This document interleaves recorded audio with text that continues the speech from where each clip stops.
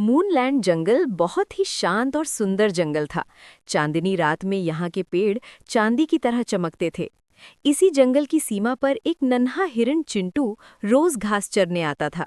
उसे बिल्कुल भी अंदाजा नहीं था कि उस दिन उसकी जिंदगी खतरे में पड़ने वाली है। एक झाड़ी के पीछे से अचानक काली लोमड़ी जुनिया की नजर उस पर पड़ी। वाह, आज तो शिकार बिना मेहनत के मिलने वाला है, ये कहते हुए वो चिंटू पर झपटी। बचाओ बचाओ! चिंटू डर के मारे कांपने लगा। तभी वहां तेज दहाड़ गूंजी। रुक जा! ये आवाज थी सूरज भेड़िए की। उसने लोमड़ी पर झपट्टा मारा और उसे जंगल से बाहर भगा दिया। लोमड़ी जाते जाते बोली, अभी तो गई हूं, लौटूंगी जरूर। चिंटू ने राहत की सांस ली। धन्यवाद सूरज भैया, सब कहते हैं आप खतरनाक हो, लेकिन आपने तो मेरी जान बचाई। सूरज भेड़िया हल्की मुस्कान के साथ बोला, लोग जो कहते हैं वो हमेशा सच नहीं होता। फिर अचानक उसकी आंखों में चालाकी चमकी।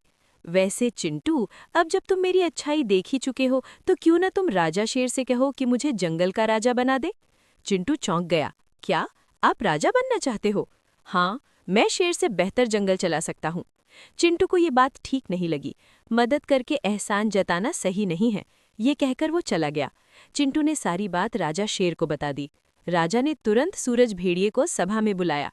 सूरज, राजा बोले, तुम बहादुर हो, लेकिन राजा बनने की लालसा तुम्हें अंधा कर रही है। अगर तुम मेरी जगह चाहते हो, राजा गरजे, तो युद्ध में मुझे हराना होगा। सूरज जानता था कि ये असंभव है। राजा शेर ने ही वर्षों पहले काले जादू वाले अजगर को नीली परी के साथ मिलकर पहाड़ की गुफा में कैद किया था। सभा के बाद सूरज अपमानित होकर चला गया, लेकिन उसके दिमाग में एक खतरनाक योजना जन्म ले चुकी थी। रात के अंधेरे में सूरज गुफा के पास पहुंचा। अजगर, क्या तुम अंदर हो? अंदर से भारी आवाज आई। कौन है? मैं सूरज भेड़िया हूं, मैं तुम्हें आजाद करा सकता हूं। कैसे? मैं तुम्हें अपनी शक्ति दे दूंगा, मैं राजा बन जाऊंगा और रोज एक जानवर तुम्हारे लिए लाता रहूंगा। 10 दिन में तुम आजाद। अजगर हंसा, मुझे मंजूर है। लाल धुएं जैसी शक्ति सूरज के शरीर में समा गई। आह, अब कोई मुझे नहीं रोक सकता। सूरज सीधे राजा शेर की सभा में पहुंचा। आज तुम्हारा राज खत्म। दोनों में भयंकर युद्ध हुआ। अजगर की शक्ति से भेड़िया शेर पर भारी पड़ गया। कुछ ही देर में राजा घायल होकर गिर पड़े। सारे जानवर सन्न रह गए। आज से मैं राजा हूं, सूरज गरजा। डरे हुए जानवर चुप रहे। हर दिन एक जानवर गायब होने लगा। सब समझ गए कि ये राजा नहीं, राक्षस है।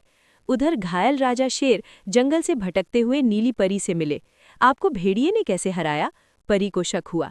जब उन्हें गुफा की सच्चाई पता चली तो परी बोली, अब समय आ गया है सच्चाई सामने लाने का। नीली परी ने सब जानवरों को बुलाया। योजना बनी। जब सूरज दोबारा शेर से लड़ने आया तो परी ने छड़ी घुमाई।